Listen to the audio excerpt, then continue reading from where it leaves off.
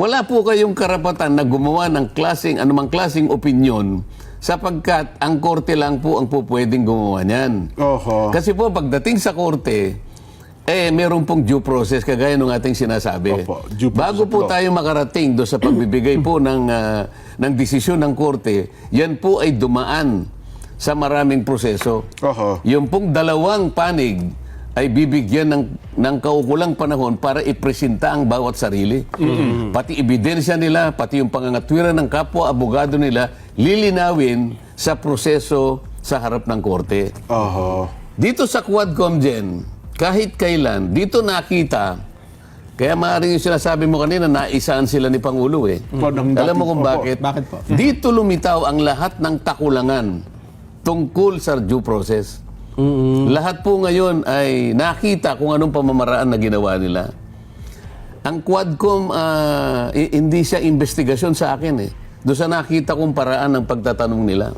Okay, opo. Hindi na investigation eh. Ang aking description, inquisition eh. Alam mo kung bakit? Yung inquisition kasi, ang kanyang pagkakaiba sa investigation, sa aking pagkakaalam, yung investigation presupposes a legal inquiry na kung saan merong dalawang panig na nag-uusap. Oho. Okay? Kaya nag-iimbestiga. At merong isang neutral na arbiter na nandun, maring huwes. Opo.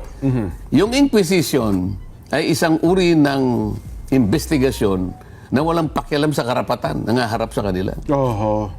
Naalala mo yung inquisition? Yes po. Oh. Na yun ay mabalasik. Totoo Walang po. ebidensyang pinag-uusapan dyan. Wala kang karapatan ipagtanggol mo yung sarili mo eh. Katulad nitong pagharap ni Pangulong Duterte, nasaan ang due process dyan? Liliwanagin natin isa-isa. Opo. Para siyang akusado eh. Kaya pala kung nung siya tinanong, sabi ni, may singit ko lang ulit, nung tinatanong siya ng isang miyembro ng Quadcom na parang inquisition tanong niya, tatayo ako dito pagka pinagpatuloy mo yan, yung pagtatanong mong yan, ay aalis ako dito. Kaya bigla silang binrake at nahalatangan ng Pangulong Duterte, hindi investigation, hindi po in-aid of legislation, kundi inquisition yung line of questioning sa kanya. Inquisition yun. Prosecutory ang process. Yes. Persecution pa nga kapag tinignan mo. Kasi sa tunay na korte dyan, meron kang sariling abogado magtatanggol sa'yo. Opo. Pati yung mga ginamit nilang witnesses na kunwari ang tawag sa kanila ay resource person. Opo. Pero sa nangyari, dahil nakita ko rin talagang lahat ng kinuha nilang testigo o sa resource person, talagang may galit lahat sa dating Pangulo. Opo. Nakita mo, meron silang ginamit na affidavit nung Colonel Garma. Yes. Meron silang ginamit na affidavit ng isang Las Canas kang Opo, Lascana at saka si Matubato. Oo. Paano papayagan ng korte yun dyan? Sa tunay na korte, hindi papayagan yun. Bakit to?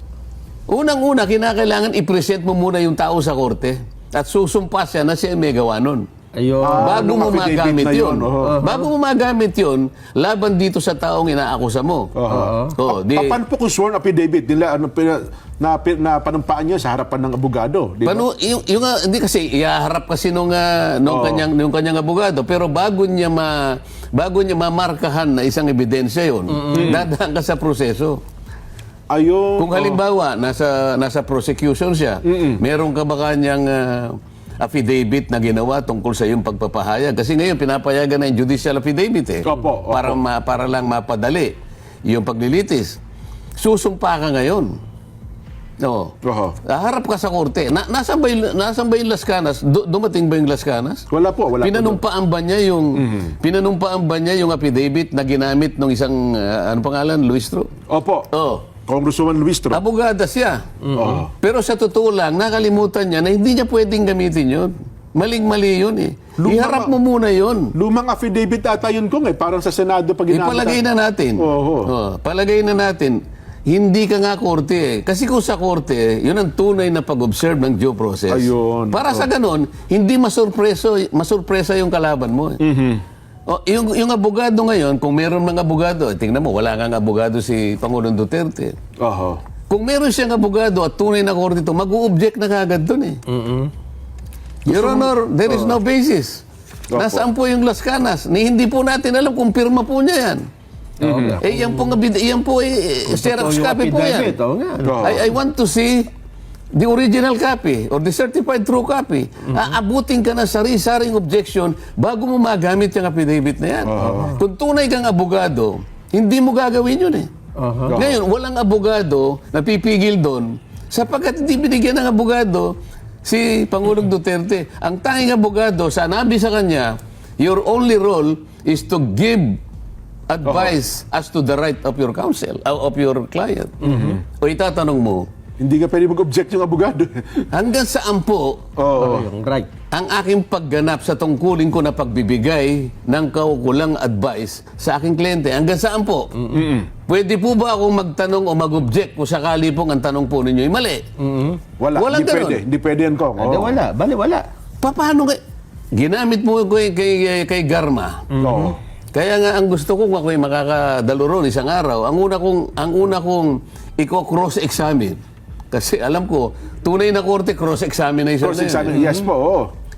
Gusto kong suriin yung affidavit ni Colonel Garma. Bago natin magamit. Bago natin magamit. Testingin muna natin kung yung pagkakagawa ng affidavit niya ay totoo. Kasi merong requirements eh. Halimbawa, extrajudicial confession yun eh. Ang isa sa mga requirements para sa isang legitimate na extrajudicial confession kagaya ng affidavit, kailangan kanya the confession must be voluntary. Okay. Okay. Opo. O, halimbawa, nandiyan sa harap natin si Colonel Garma. Colonel Garma, nung pong gawin ninyo itong affidavit ninyo, di ba nakakulong kayo? Opo. Nakadetain po kayo eh. Sa kamera. Okay. Ito po yan. Simple lang. Paano po ninyo ako makukonvince at ang aking mga kasamahan na ginawa po ninyo ito ng buong puso? Voluntary. Na voluntaryo.